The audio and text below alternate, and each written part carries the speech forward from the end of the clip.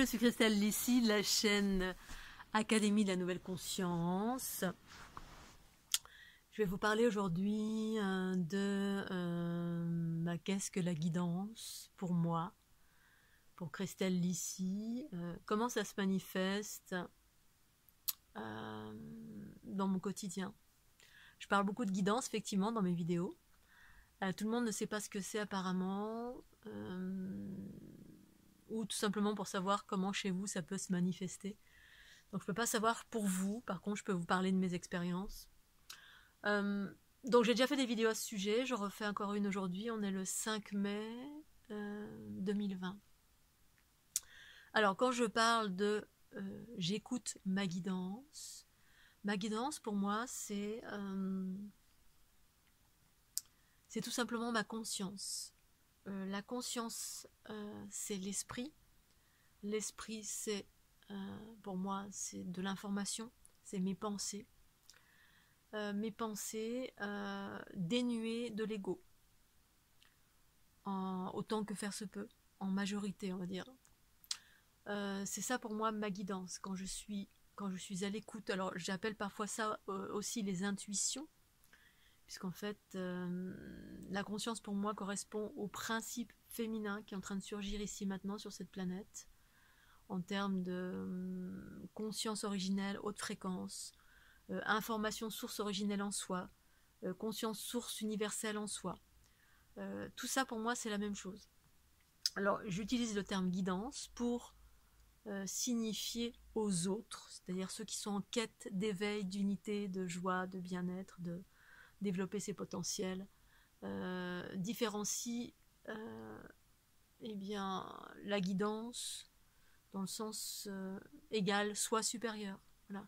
C'est-à-dire l'aspect en soi qui est divin et parfait, dans le sens dénué d'ego, qui ne prend pas origine, les pensées qui prennent origine à partir de la source en moi, qui est pure, inaltérée, originelle, dans le sens émancipé de l'ego.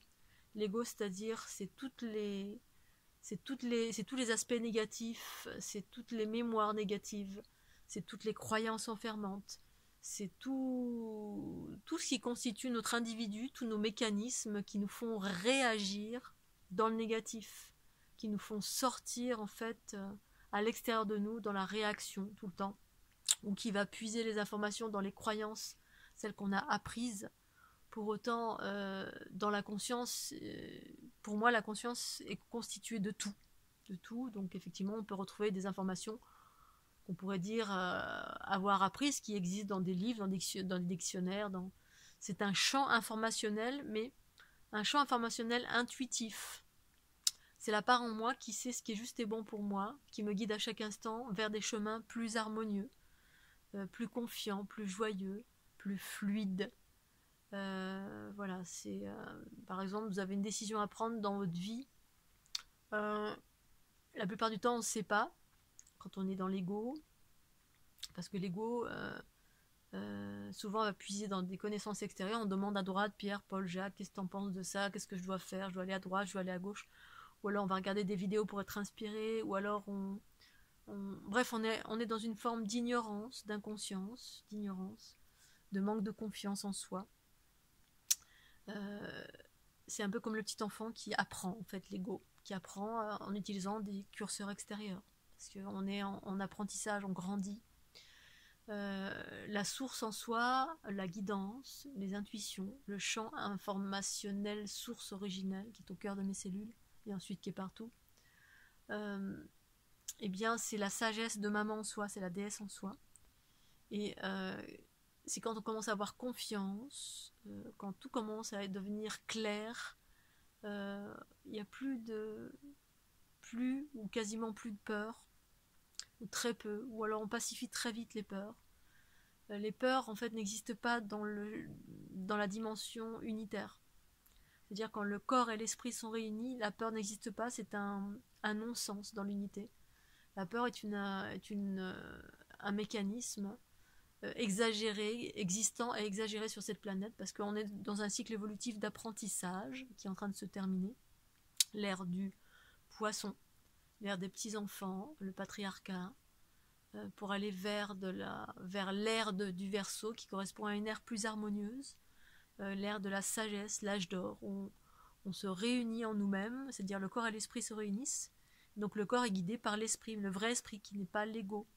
L'ego, on va dire, c'est l'esprit, c'est comme si on enlevait tous les aspects négatifs de notre être, c'est-à-dire les croyances qui sont limitantes, qui nous empêchent d'avancer dans la sérénité, dans la joie, dans la confiance, dans le rayonnement.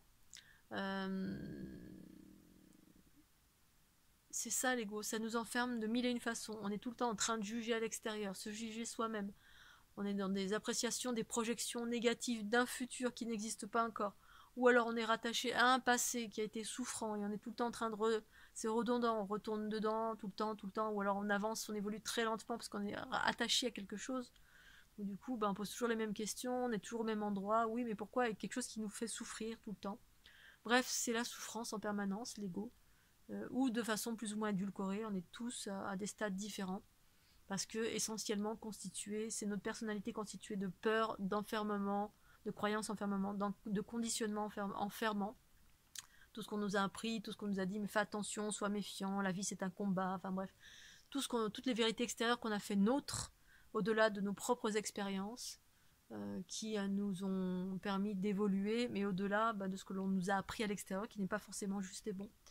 Bref, la guidance, eh bien, c'est l'esprit, la conscience en soi qui habite le corps en totalité.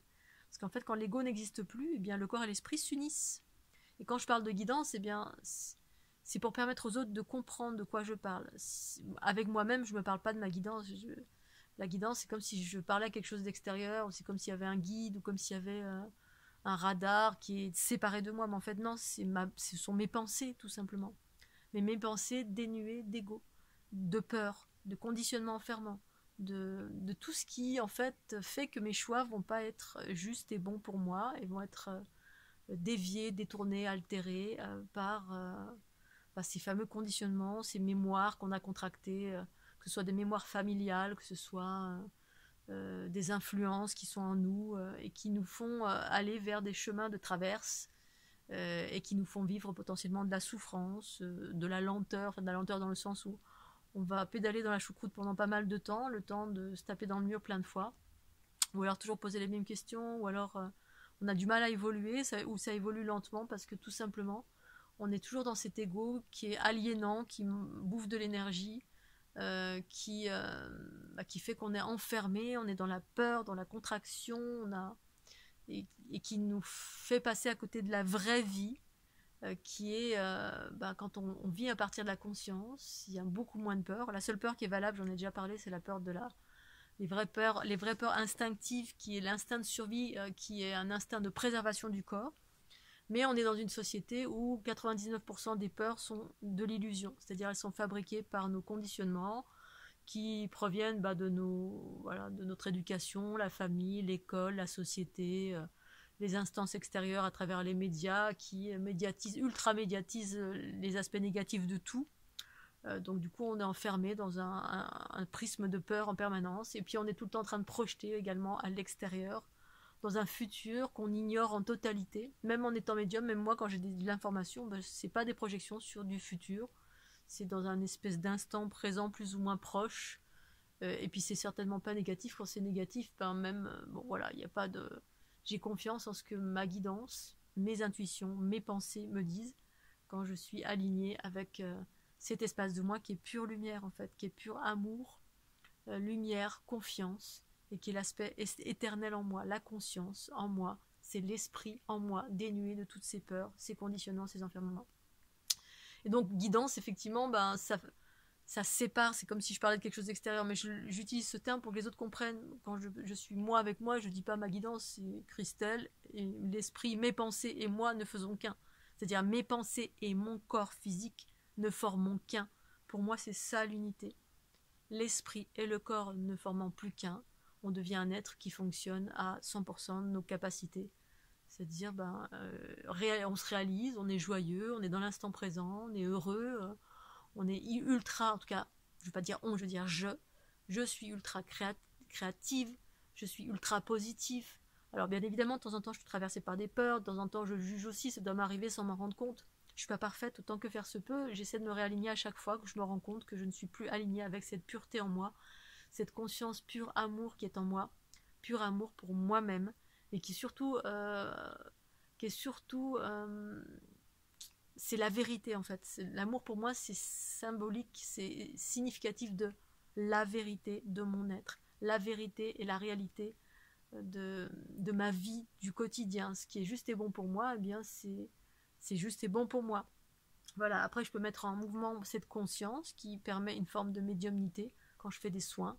Là, je capte de l'information via ma conscience parce que c'est un aspect, euh, c'est un champ informationnel que je peux capter cette information pour moi-même, d'information pour moi-même, mais aussi pour les autres quand je fais des soins et que je rentre en aspect fusionnel via ma Kundalini, qui est un autre processus que je ne vais pas expliquer ici.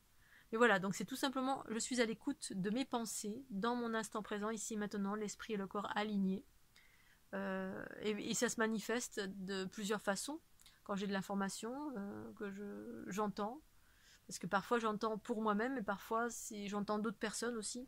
C'est aussi ma conscience, via mes acouphènes, mais via plein d'autres choses. Mais je vais parler essentiellement des acouphènes quand j'ai de l'information, de choses qui sont extérieures, qui viennent vers moi, notamment quand il y a des personnes que je connais, ou que je connais un petit peu, ou des personnes pour qui j'ai fait des soins et où il y a eu un rapprochement, bref, il y a une fusion, un contact, quel qu'il soit, eh bien, je vais les entendre sous forme de fréquence. Donc, je vais avoir des acouphènes à droite ou à gauche. Je me mets en état de réception, c'est-à-dire, hop, j'arrête mes pensées. Je suis à l'écoute de mes pensées. Et hop, je vais avoir l'information de l'acouphène que j'entends à droite ou à gauche. Tiens, c'est Carole. Tiens, c'est Aurélia. Tiens, c'est Marlène. Tiens, c'est Magali. Je vais avoir le nom de la personne. Et ensuite, je vais avoir une image ou une information très brève. Bon, pas toujours brève, mais la plupart du temps, on n'a pas besoin Donc l'information, ça va être, tiens, Magali, par exemple, est en train de culpabiliser à mon sujet, ou une information, voilà, qui va m'expliquer pourquoi j'entends cet acouphène, qu'est-ce que c'est, à quoi ça correspond. Après, ça peut être plus vaste. Je peux avoir l'information, un acouphène, et puis une information sur la vie entière d'une personne, donc quand je suis très proche, sur les différents, voilà, ou quand quelqu'un pense à moi, hop, parce qu'en fait, on est tous connectés les uns aux autres, et puis l'information circule via cette structure de la fleur de l'unité, qui est un réseau matriciel voilà, où circule l'information. J'ai déjà expliqué dans mes vidéos. Et puis voilà, ça se manifeste chez moi via des acouphènes, mais c'est pas que ça, il y a plein d'autres curseurs, j'ai fait d'autres vidéos à ce sujet. Et d'autres personnes, effectivement, peuvent entendre littéralement via les oreilles, mais peuvent voir avec les yeux. C'est une information qui ensuite va se dessiner parfois en images, voilà, dans mon esprit. Mais d'autres vont entendre littéralement. C'est des gens qui sont plus proches, qui sont plus terre à terre la plupart du temps, plus proches du principe masculin, vont entendre littéralement comme si ils entendaient littéralement, ou vont voir littéralement les yeux ouverts. Ça m'arrive moi aussi de voir littéralement les yeux ouverts certaines choses, pas tout. J'ai déjà vu aussi les yeux ouverts certaines choses, mais la plupart du temps c'est plutôt des hautes fréquences qui se caractérisent via des acouphènes. Et après il y a plein d'autres processus, voilà, avec les fameuses bulles qui me rentrent dans le corps, etc. Quand il y a des choses qui viennent vers moi, comme le corps astral de quelqu'un, comme une entité, comme n'importe quoi qui m'approche. Je peux être, quand une comète passe ou ce genre de choses, j'entends également sous forme de fréquence, d'acouphène, une fréquence, je me mets à l'écoute et j'ai l'information. Voilà, donc ça c'est pour Music Love. On peut en parler en direct aussi, si tu veux. Mais voilà, je voulais te répondre d'une façon plus large à ce sujet. Mais l'esprit et le corps, ma guidance, c'est mon esprit réuni à mon corps. Donc en fait, c'est Christelle Lissy qui écoute ses pensées, mais les pensées qui sont en provenance de mon champ universel source. Je sais différencier mes pensées des pensées des autres, parce que je peux être traversée, on est tous traversés par des pensées qui ne nous appartiennent pas. C'est en cela que les choses se compliquent et sont difficiles dans la plupart des êtres de cette planète, qui ne sont pas vraiment eux-mêmes, mais qui sont traversés par 3 milliards de champs informationnels, et on ne sait pas différencier ce champ d'information de nous-mêmes, en fait. ça fait partie des processus de l'éveil que de se rendre compte de ça, réaliser comment tout ceci fonctionne. Voilà Scooby-Doo, j'ai certainement oublié plein de choses, mais je suis un petit peu zen ce soir, tranquille, un peu fatiguée. Aujourd'hui j'ai bien travaillé. J'étais à la rivière, j'ai ramassé des cailloux pour ma 3e jardinière, pour ceux qui suivent les épisodes de la Trinité des jardinières. Voilà, je vous remercie de votre fidélité. Merci de penser au petit pouce bleu si cette vidéo vous a plu. Je vous fais des gros bisous. Je vous dis à très bientôt. Bye bye.